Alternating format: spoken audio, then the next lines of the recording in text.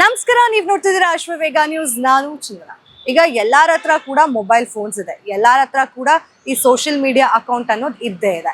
ಎಲ್ಲರೂ ಏನ್ ಮಾಡ್ತಿದಾರಪ್ಪ ಅಂತಂದ್ರೆ, ಎಲ್ಲರೂ ಅವರವರ ಇನ್ಸ್ಟಾಗ್ರಾಮ್ ನಲ್ಲಿ ಅವರವರ ಫೋಟೋಗಳನ್ನ ಹಾಕೊಂಡು ಅಥವಾ ಅವರ ಪ್ರೈವೇಟ್ ಲೈಫ್ ನ ಪಬ್ಲಿಕ್ ಅಲ್ಲಿ ತೋರಿಸ್ತಾ ಇರ್ತಾರೆ. ಅದ್ರಲ್ಲಿ ತಪ್ಪೇನೂ ಇಲ್ಲ. ಆದ್ರೆ ಕೆಲವರು ಇದಕ್ಕೆ ಕೆಟ್ಟದಾಗಿ ಕಮೆಂಟ್ಸ್ ಹಾಕ್ತಾ ಇರ್ತಾರೆ. ಎಷ್ಟು ಮಟ್ಟಿಗೆ ಕೆಟ್ಟದಾಗ ಕಮೆಂಟ್ಸ್ ಹಾಕ್ತಾರೆ ಅಂತ ಹೇಳಿದ್ರೆ, ಅವರ ಫ್ಯಾಮಿಲಿಗಳನ್ನ ಟಾರ್ಗೆಟ್ ಮಾಡೋದು, ಪರ್ಸನಲ್ ಅಟ್ಯಾಕ್ ಮಾಡೋದು, ಇದ್ರ ಮುಖಾಂತರ ಅವರಿಗೆ ಪರ್ಸನಲ್ ಆಗಿ ಹರ್ಟ್ ಆಗೋ ರೀತಿಯಲ್ಲಿ ಕೆಟ್ಟದಾಗಿ ಕಮೆಂಟ್ಗಳನ್ನ ಸೋಷಿಯಲ್ ಮೀಡಿಯಾಗಳಲ್ಲಿ ಹಾಕ್ತಾ ಇರ್ತಾರೆ. ಅಂಡ್ ಇದನ್ನ ನಾರ್ಮಲ್ ಪಬ್ಲಿಕ್ಗೆ ಅಲ್ಲ, ಸೆಲೆಬ್ರಿಟೀಸ್ ಕೂಡ ಫೇಸ್ ಮಾಡಿದ್ದಾರೆ. ಫಾರ್ ಎಕ್ಸಾಂಪಲ್ ಹೇಳೋದಾದ್ರೆ, ರಮ್ಯಾ ಅವರಾಗಿರ್ಬೋದು, ವಿಜಯಲಕ್ಷ್ಮಿ ದರ್ಶನ್ ಅವರಾಗಿರ್ಬೋದು, ಹಾಗೆ ರುಕ್ಮಿಣಿ ವಸಂತ್ ಅವರಾಗಿರ್ಬೋದು, ಇದನ್ನ ಫೇಸ್ ಮಾಡಿದ್ದಾರೆ. ಸೊ ಅವರು ಲೀಗಲ್ ಆಗಿ ಸೈಬರ್ ಕ್ರೈಮ್ಗೆ ಕಂಪ್ಲೇಂಟ್ ಅನ್ನ ಕೊಟ್ಟು ಅವರನ್ನ, ಅಂದ್ರೆ ಯಾರೆಲ್ಲ ಈ ರೀತಿಯ ಕಮೆಂಟ್ ಮಾಡಿದ್ರಲ್ಲ ಅವರನ್ನ ವಶಕ್ಕೆ ಪಡ್ಕೊಳ್ಳುವಂತಹ ಕೆಲಸವನ್ನ ಕೂಡ ಮಾಡಿದ್ದಾರೆ. ಅಂಡ್ ರಮ್ಯಾ ಅವ್ರಿಗೆ ಯಾರೆಲ್ಲ ಅಶ್ಲೀಲವಾಗಿ ಕಮೆಂಟ್ ಗಳನ್ನ ಹಾಕಿದ್ರು, ಅವರು ಈ ಹಿಂದೆ ಅರೆಸ್ಟ್ ಕೂಡ ಆಗಿದ್ರು. ರೀಸೆಂಟ್ ಆಗಿ ಅವ್ರಿಗೆ ಜಾಮೀನ್ ಸಿಕ್ಕಿದೆ.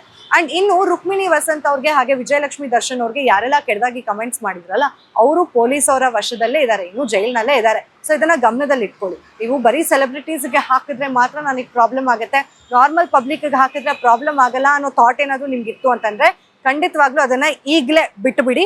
ಯಾಕೆ ಅಂತ ಹೇಳಿದ್ರೆ, ಬರೀ ಸೆಲೆಬ್ರಿಟೀಸ್ಗೆ ಅಷ್ಟೇ ಅಲ್ಲ ಕಾನೂನು ಇರೋದು, ನಾರ್ಮಲ್ ಜನಕ್ಕೂ ಕಾನೂನಿದೆ. ನೀವೇನಾದ್ರೂ ಕೆಟ್ಟದಾಗಿ ಅವ್ರಿಗೆ ಕಮೆಂಟ್ ಹಾಕ್ತಾ ಇದ್ರೆ ನಿಮ್ಮ ಮೇಲೆ ಕೂಡ ಕೇಸ್ ಆಗುತ್ತೆ.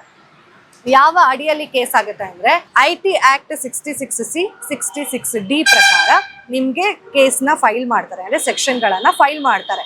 ಇದರಲ್ಲಿ ಏನಪ್ಪ, ಈ ಸೆಕ್ಷನ್ ಅಲ್ಲಿ ಏನೇನ್ ಬರುತ್ತೆ ಅಂದ್ರೆ, ನೀವೇನಾದ್ರೂ ಬೇರೆಯವರ ಐಡಿಯನ್ನ ದುರುಪಯೋಗ ಪಡಿಸ್ಕೊಂಡಿದ್ರೆ, ನೀವು ಫೇಕ್ ಐಡಿಗಳನ್ನ ಕ್ರಿಯೇಟ್ ಮಾಡ್ಕೊಂಡಿದ್ರೆ, ಅಥವಾ ಯಾರ್ದೋ ಒಂದು ಫೋಟೋಗೆ ಮಾರ್ಫ್ ಮಾಡ್ಬಿಟ್ಟು ಫೋಟೋಗಳನ್ನ ಹಾಕೋದು, ಅಥವಾ ಡೀಪ್ ಫೇಕ್ ವಿಡಿಯೋಗಳನ್ನ ಮಾಡೋದು, ಅಥವಾ ನೀವು ಅವರಿಗೆ ನೆಗೆಟಿವ್ ಆಗಿ ಕಮೆಂಟ್ ಮಾಡೋದು, ಈ ರೀತಿಯಾಗಿ ಏನಾದ್ರು ಕೆಲಸಗಳನ್ನ ಮಾಡ್ತಾ ಇದ್ರೆ ಈ ಸೆಕ್ಷನ್ ಅಡಿ ನಿಮ್ಮ ಮೇಲೆ ಕಂಪ್ಲೇಂಟ್ ಫೈಲ್ ಆಗತ್ತೆ.